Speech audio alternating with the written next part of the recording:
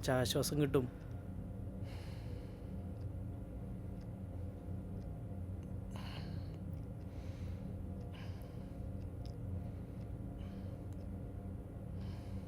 മതി.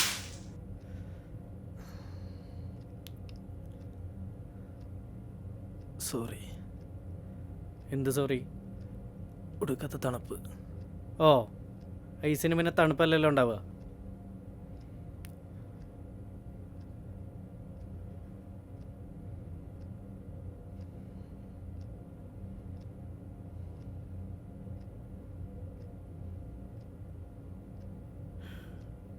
എന്താ കാര്യം?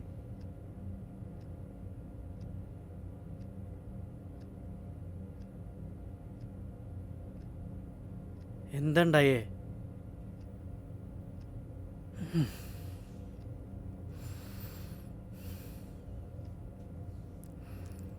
നീ ഇങ്ങനെ മിണ്ടാതിരുന്ന എങ്ങനെയാ? കാര്യം പറയ്.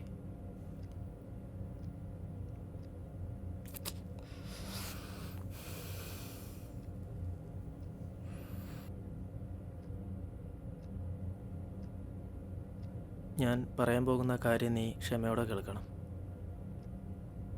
അവളെ പറ്റിയ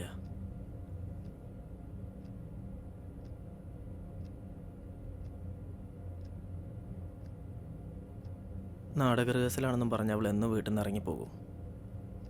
എന്നും, എല്ലാ ദിവസവും. എനിക്കൊന്ന് കാണാൻ പോലും കിട്ടാറില്ല. മതിയായി. ആവശ്യത്തിലധികം ഞാൻ കണ്ടു കഴിഞ്ഞു. അവളുടെ പോക്കൊക്കെ എങ്ങോട്ടാണെന്ന് എനിക്ക് മനസ്സിലായി.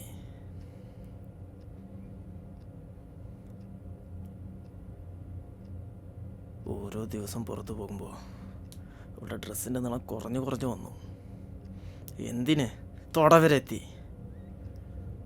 പിന്നെ സെൻറ്റ്, ക്രീം, ഒരു ദിവസം കോക്കനട്ട് ആണെങ്കിൽ പിറ്റേ ദിവസം ബട്ടർ സ്കോച്ച്, പിന്നെ വാനില, ചോക്ലേറ്റ് എന്ന് വേണ്ട.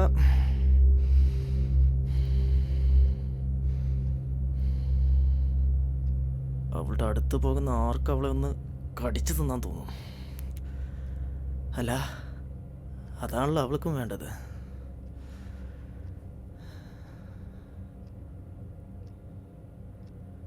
ഒരു ദിവസം പുലർച്ചെ അവളിരുന്ന് ക്രീം പുരട്ടായിരുന്നു.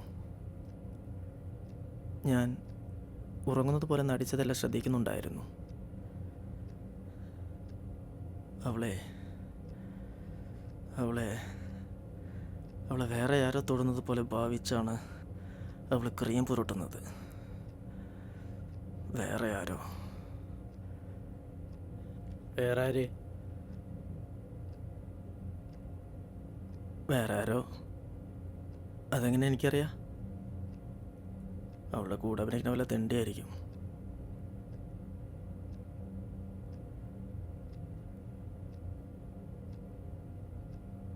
പക്ഷേ അവൾ ഒരുങ്ങിക്കെട്ടി പോണത് അവന് വേണ്ടിയാ. അതെനിക്ക് പറയാൻ കഴിയും.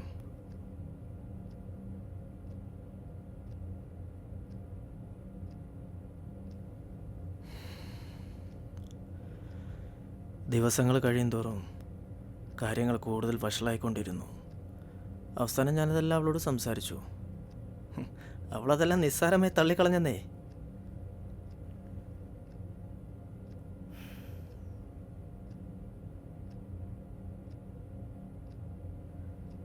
എല്ലാം എൻ്റെ ഭാവനയാണെന്ന്, എല്ലാം ഞാൻ തലക്കകത്ത് പോച്ചുണ്ടാക്കുന്നതാണെന്ന്, എനിക്ക് മുഴുവട്ടാണെന്ന്.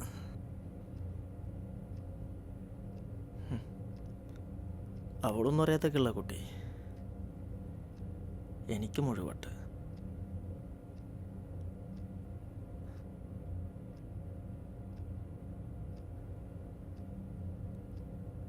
ശരി, ഞാൻ അവൾ പറഞ്ഞതെല്ലാം സമ്മതിച്ചു കൊടുത്തു.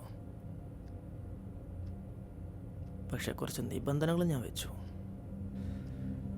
ഇനി മേലാൽ ഇമ്മാതിരി ഡ്രസ്സ് ഇട്ടുകൊണ്ട് നീ പുറത്തു പോകരുത്. ഇത് കേട്ടത് അവളൊരു പൊട്ടിച്ചിരിയായിരുന്നു. എന്നിട്ട് അതിനേക്കാൾ മോശമായ ഡ്രസ്സ് ഇട്ടുകൊണ്ട് എൻ്റെ മുന്നിൽ കൂടെ ഇറങ്ങിപ്പോയി. നിനക്ക് അറ്റ്ലീസ്റ്റ് പ്രായെങ്കിലും ഇട്ടുകൊണ്ടിരുന്ന് ചോദിച്ചപ്പോൾ അവളത് മൈൻഡ് ചെയ്തില്ല. അതൊക്കെ പോട്ടെ, അവൾ ഷെഡിടൽ വരെ നിർത്തി. എന്തിനായിരിക്കും? അവള് പണ്ടും ഷെഡ് ഇടാറില്ലല്ലോ.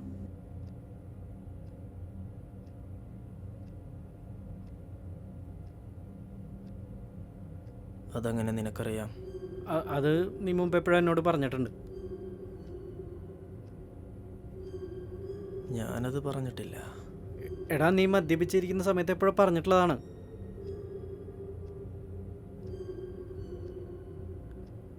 ഞാൻ ഈ കാര്യം ഒരിക്കലും നിന്നോട് പറയില്ല. എടാ, നീ തന്നെയാണ് പറഞ്ഞിട്ടുള്ളത്.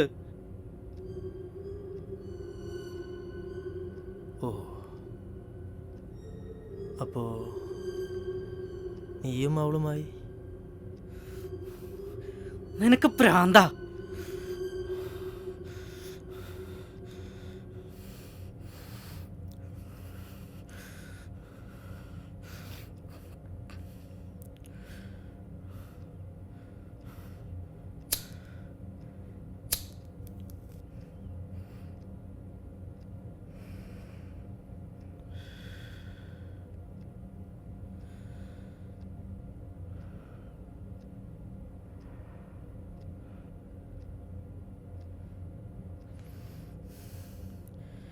ഇതൊന്നും നടപടിയാണ് കേസല്ല. ഞാൻ അവളെ കൊന്നു.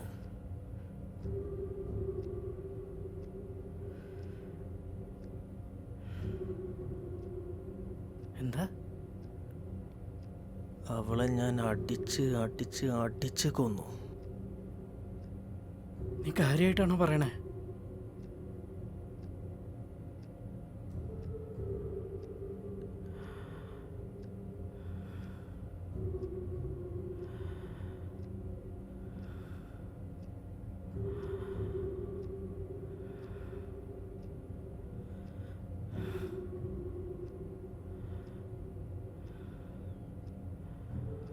എന്നിട്ട് പോലീസിലെ അറിയിച്ചോ? എന്തിന്? പിന്നെ അറിയിക്കണ്ടേ? എനിക്കറിയില്ല. നീ വലിയ മണ്ടത്തര കാണിച്ചേ. ഞാനോ? അവളല്ല എൻ്റെ ജീവിതം തൊലച്ചേ. അവള് കാരണമല്ല ഞാനിന്നിങ്ങനെ. എന്നിട്ടിപ്പോൾ അവളെ കൊന്നപ്പോൾ എല്ലാം ശരിയായില്ലോ? അവള് പാവം, ഇതിൽ വന്ന് പെട്ടുപോയതാ. നീയാ പ്രശ്നം. അല്ല. നിന്റെ എടുത്തുചാട്ടം, അതാ പ്രശ്നം. അല്ല. നിന്റെ സംശയം. അല്ല. നീ പണ്ട് തൊട്ടാ അങ്ങനെ തന്നെയാ. ഓരോന്ന് ചെയ്യും, എന്നിട്ട് കുറ്റം മറ്റുള്ള തലയിൽ കെട്ടിവെക്കും. അല്ല. ആണ് ആണ് ആണ്. നിനക്ക് മറ്റാരെ കുറിച്ച് ഒരു ചിന്തയില്ല. നീയാണ് പ്രശ്നം, നിനക്കാണ് പ്രശ്നം.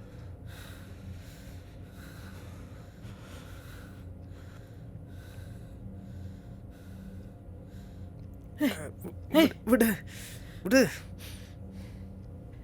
എന്താ പറ്റിയേ? ഒന്നുമില്ല, ഒന്നുമില്ല. തലകറങ്ങണ പോലെ. എനിക്കവരുടെ സഹായമൊന്നും വേണ്ട. വെള്ളം വേണോ? വേണ്ട.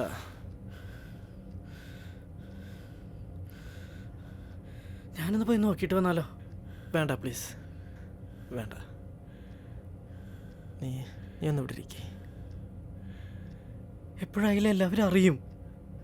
അറിയട്ടെ, അറിയട്ടെ. നീ ഇപ്പോൾ ഒന്ന് ഇരിക്കേ. ഇരിക്കേ.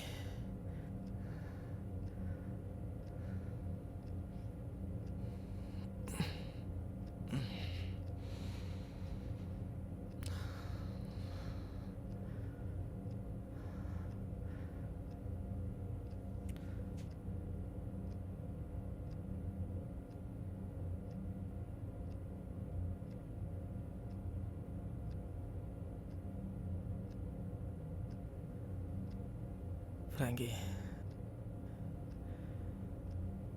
എനിക്കിപ്പോൾ അവളെ മിസ് ചെയ്യുന്നടാ. എന്തുകൊണ്ടാണ് അവൾ മരിച്ചതിന് ശേഷവും എനിക്കവളെ നഷ്ടപ്പെടുമെന്ന തോന്നലുണ്ടാകുന്നത്?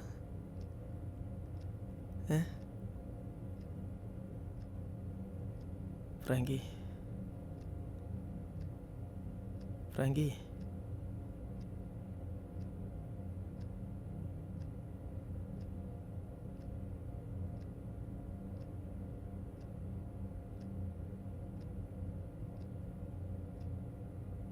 ഫ്രാങ്കി, നിനക്കും അവളെ ഭയങ്കര ഇഷ്ടമായിരുന്നു അല്ലേ?